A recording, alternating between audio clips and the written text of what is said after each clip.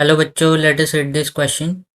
Draw and discuss stress versus strain graph, explaining clearly the terms elastic limit, permanent set, proportionality limit, elastic hysteresis, tensile strength.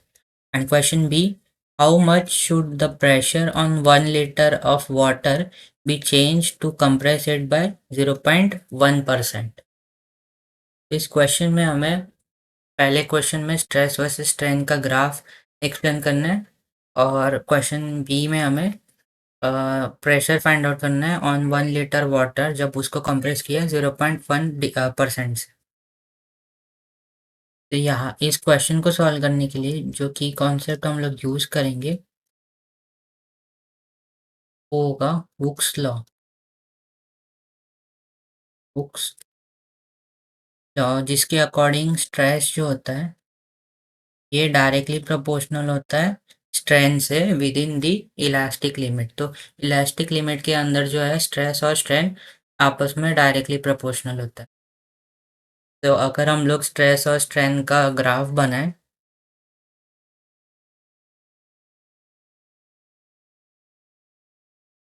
तो यहाँ पे हमारा ये stress होता है और यहाँ पे हमारा स्ट्रेन गिवन होता है।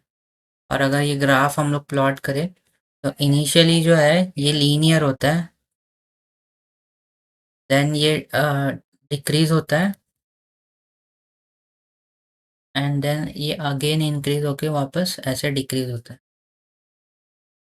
यहाँ पे हम लोग कह सकते हैं कि ये जो है ये हमारा पॉइंट ए है, ये हमारा पॉइंट बी, ये सी और ये हमारा point D.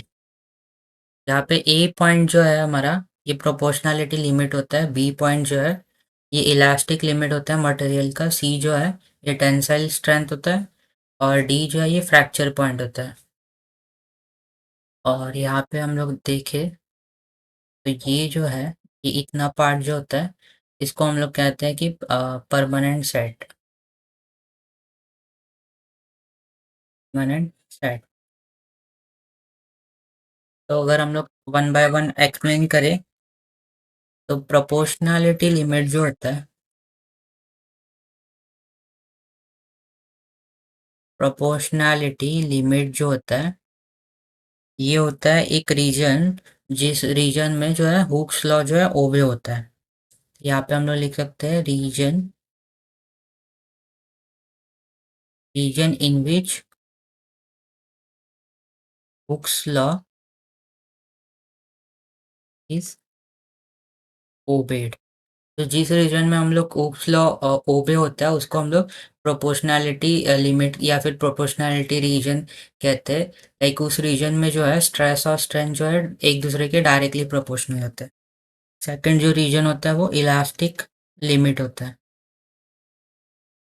Elastic limit, elastic limit basically एक पॉइंट होता है in the graph up to which material return to its original position.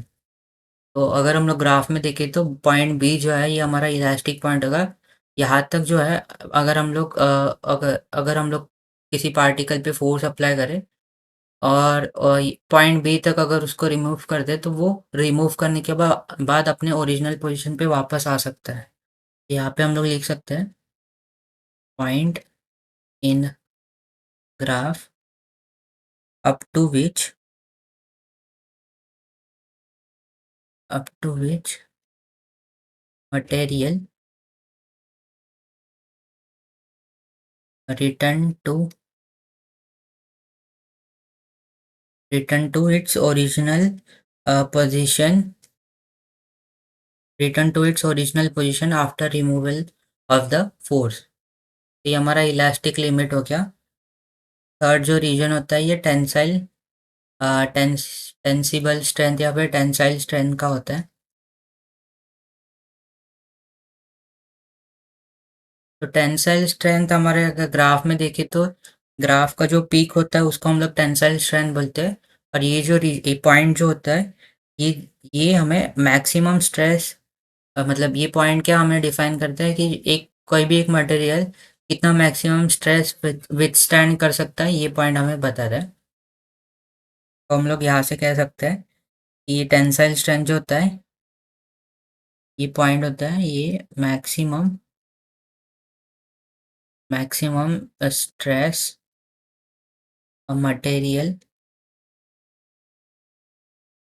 material can withstand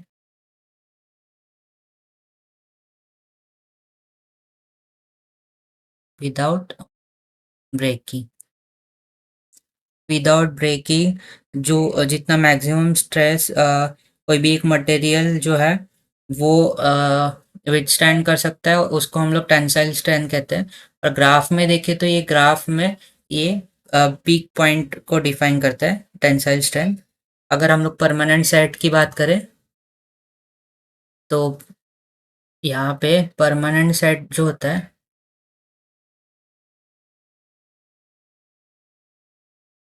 permanent set जो होता है वो डिफॉर्मेशन होता है किसी मटेरियल में जो उसमें रह जाता है after it has been stretch beyond elastic limits. Deformation that remains deformation that remains in material that remains in the material after it has been after it has been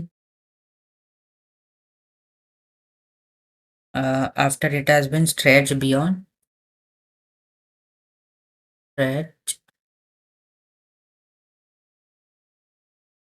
beyond elastic limits। तो अगर किसी material को उसके elastic limit के बाहर अगर हम लोग स्ट्रेच करें तो वो जो डिफॉर्मेशन होगा उस मटेरियल में वो वैसे ही रहेगा, वो अपने ओरिजिनल पोजीशन पे वापस नहीं जा पाएगा। और इसको हम लोग परमानेंट सेट कहते हैं। और जो लास्ट रीजन होगा वो होता है, या फिर लास्ट पॉइंट जो आएगा, elastic hysteresis. Hysteresis elastic hysteresis जो होता है वो एनर्जी लॉस होता है, एनर्जी लॉस ड्यूरिंग एप्लीकेशन और रिमूवल एप्लीकेशन और removal of force on a material.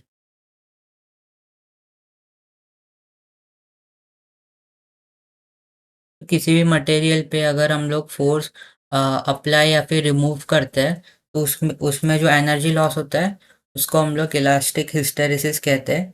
जो लाइक अगर हम लोग उस पर फोर्स अप्लाई करते हैं तो उसमें कुछ पाथ अलग होगा, और जब हम लोग फोर्स रिमूव करेंगे तब जो पार्टिकल जो पाथ फॉलो करेगा वो अलग होगा। तो ये जो है इसकी वजह से एक लूप क्रिएट हो जाता है और उस लूप को हम लोग इलास्टिक हिस्टैरिसीस कहते हैं।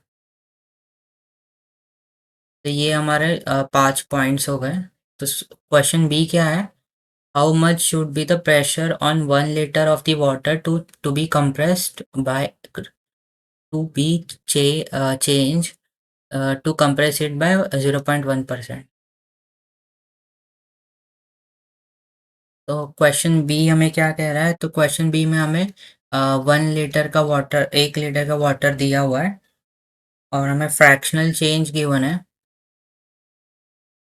फ्रैक्शनल हमें पता है फ्रैक्शनल चेंज क्या होता है? Change upon original. ये हो जाएगा change in volume upon original volume.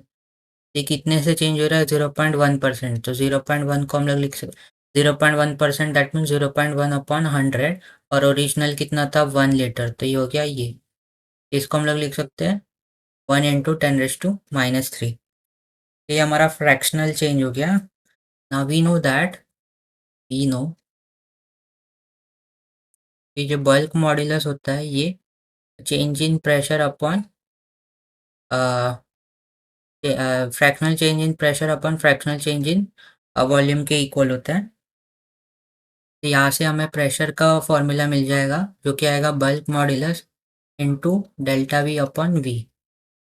Now हमें पता है बल्क मॉड्यूलस फॉर वाटर जो होता है ये होता है 2.2 इंटू 10⁻⁹ न्यूटन पर मीटर स्क्वायर। तो यहाँ पे सब वैल्यू सब्स्टिट्यूट करें तो हमें प्रेशर का वैल्यू मिल जाएगा। Pressure will be equal to 2.2 into 10⁻⁹ into ये हो जाएगा 10⁻⁻³ न्यूटन पर मीटर स्क्वायर। तो हमें प्रेशर मिल जाएगा 2.2 इंटू 10⁻⁶ न्यूटन पर मीटर स्क्वायर। तो ये हमारा प्रेशर हो जाएगा। So I hope you have understood it well and best of luck.